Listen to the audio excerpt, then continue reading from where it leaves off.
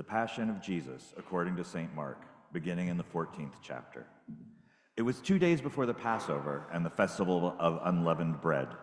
The chief priests and the scribes were looking for a way to arrest Jesus by stealth and kill him, for they said, "Not during the festival, or there may be a riot among the people."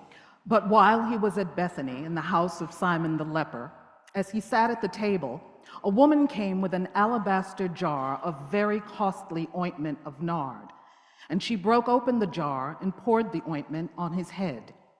But some were there who said to one another in anger, "Why was the ointment wasted in this way?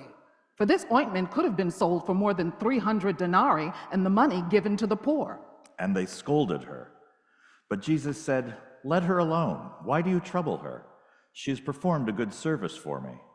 For you always have the poor with you, and you can show kindness to them whenever you wish. But you will not always have me. She has done what she could. She has anointed my body beforehand for its burial. Truly I tell you, wherever the good news is proclaimed in the whole world, what she has done will be told in remembrance of her." Then Judas Iscariot, who was one of the 12, went to the chief priests in order to betray him to them. When they heard it, they were greatly pleased and promised to give him money. So he began to look for an opportunity to betray him. On the first day of unleavened bread, when the Passover lamb is sacrificed, his disciples said to him, "Where do you want us to go and make the preparations for you to eat the Passover?" So Jesus sent 2 of his disciples, saying to them, "Go into the city, and a man carrying a jar of water will meet you. Follow him, and wherever he enters, say to the owner of the house, 'The teacher asks, where is my guest room, where I may eat the Passover with my disciples?' She will show you a large room upstairs, furnished and ready. Make preparations for us there." And the disciples set out and went to the city and found everything as he had told them, and they prepared the Passover meal. When it was evening, he came with the 12, and when they had taken their places and were eating, Jesus said, "Truly I tell you, one of you will betray me, one who is eating with me."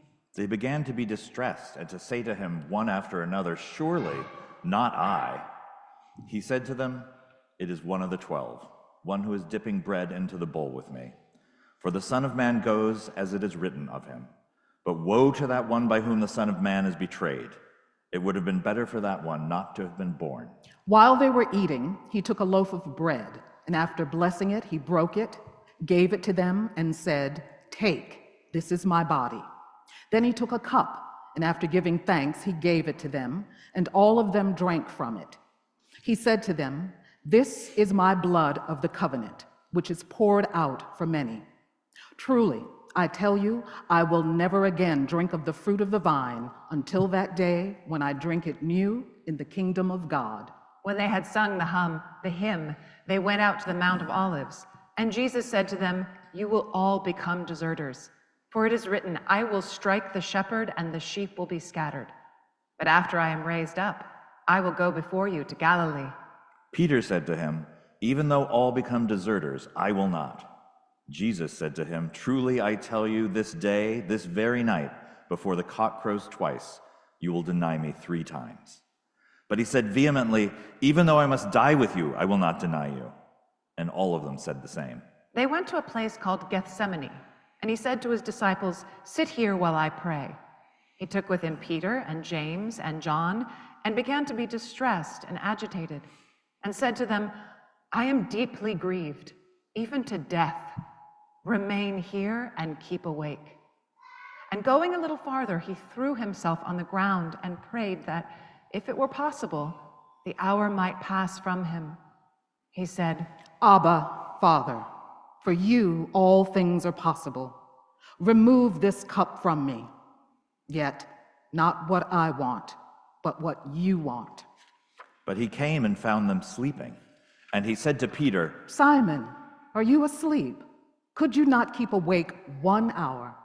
Keep awake and pray that you may not come into the time of trial. The spirit is willing, but the flesh is weak." And again he went away and prayed, saying the same words. And once more he came and found them sleeping, for their eyes were very heavy, and they did not know what to say to him.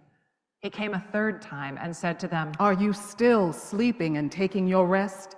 Enough. the hour has come. The Son of Man is betrayed into the hands of sinners. Get up. Let us be going. See, my betrayer is at hand." Immediately, while he was still speaking, Judas, one of the 12, arrived. And with him there was a crowd with swords and clubs from the chief priests, the scribes, and the elders. Now the betrayer had given them a sign, saying, "The one I will kiss is the man. Arrest him and lead him away under guard." So when he came, he went up to him at once and said, "Rabbi," and kissed him. Then they laid hands on him and arrested him.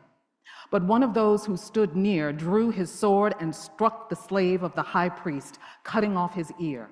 Jesus said to them, "Have you come out with swords and clubs to arrest me as though I were a bandit? Day after day I was with you in the temple teaching, and you did not arrest me. But let the scriptures be fulfilled." All of them deserted him and fled. A certain young man was following him, wearing nothing but a linen cloth. They caught hold of him, but he left the linen cloth and ran off naked. They took Jesus to the high priest, and all the chief priests, the elders, and the scribes were assembled.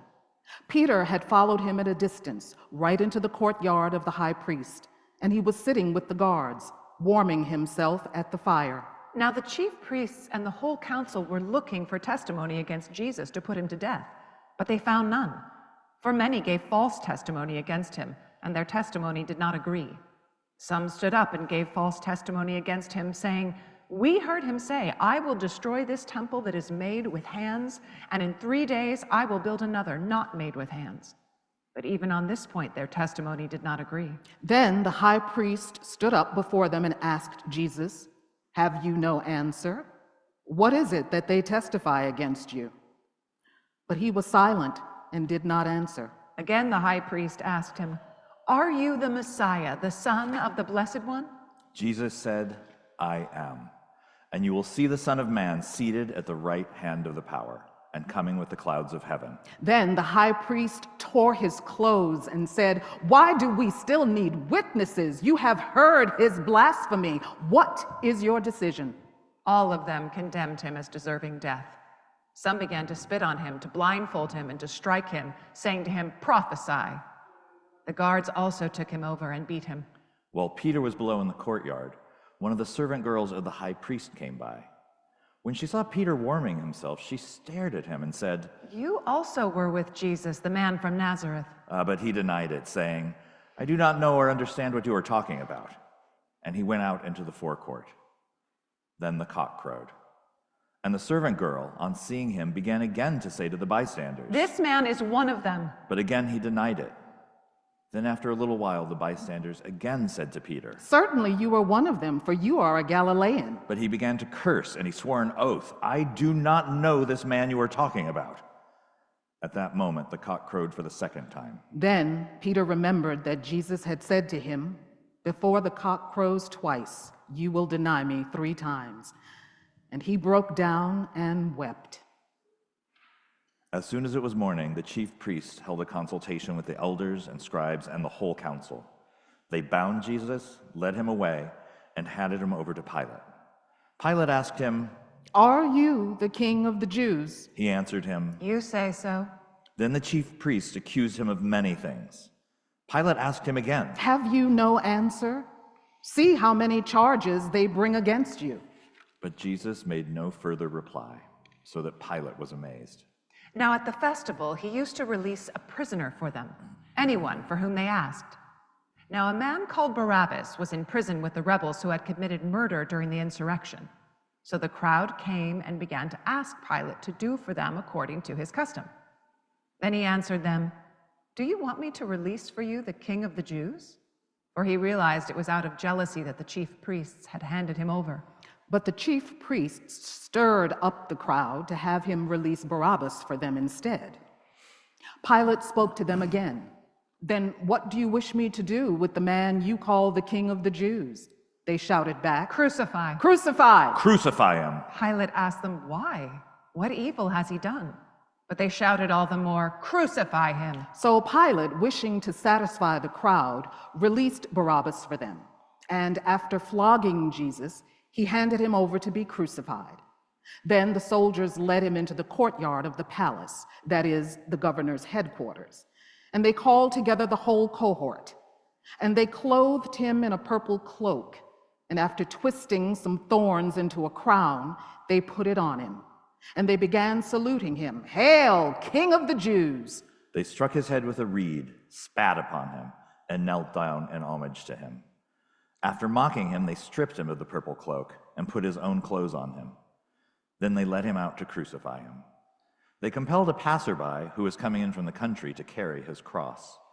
It was Simon of Cyrene, the father of Alexander and Rufus. Then they brought Jesus to the place called Golgotha, which means the place of a skull. And they offered him wine mixed with myrrh, but he did not take it. And they crucified him and divided his clothes among them, casting lots to decide what each should take. It was 9 o'clock in the morning when they crucified him. The inscription of the charge against him read, "The King of the Jews." And with him they crucified 2 bandits, one on his right and one on his left. Those who passed by derided him, shaking their heads and saying, "Aha, you who would destroy the temple and build it in 3 days, save yourself and come down from the cross." In the same way, the chief priests, along with the scribes, were also mocking him among themselves and saying, "He saved others, he cannot save himself. Let the Messiah, the King of Israel, come down from the cross now, so that we may see and believe." Those who were crucified with him also taunted him. When it was noon, darkness came over the whole land until 3 in the afternoon. At 3 o'clock, Jesus cried out with a loud voice, "Eloi, Eloi, lama sabachthani," which means, My God, why have you forsaken me?" When some of the bystanders heard it, they said, "Listen, he's calling for Elijah."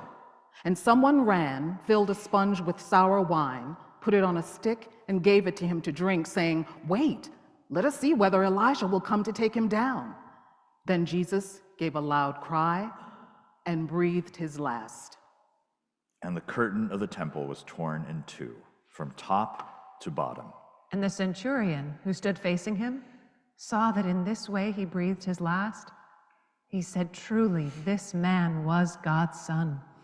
There were also women looking on from a distance. Among them were Mary Magdalene, and Mary, the mother of James the younger, and of Joses, and Salome. These used to follow him and provided for him when he was in Galilee. And there were many other women who had come up with him to Jerusalem. When evening had come, and since it was the day of preparation, that is, the day before the Sabbath, Joseph of Arimathea, a respected member of the council, who was also himself waiting expectantly for the kingdom of God, went boldly to Pilate and asked for the body of Jesus. Then Pilate wondered if he were already dead, and summoning the centurion, he asked him whether he had been dead for some time. When he learned from the centurion that he was dead, he granted the body to Joseph. Then Joseph bought a linen cloth, and taking down the body, wrapped it in a linen cloth, and laid it in a tomb that had been hewn out of the rock. He then rolled a stone against the door of the tomb. And Mary Magdalene and Mary, the mother of Joseph, saw where the body was laid.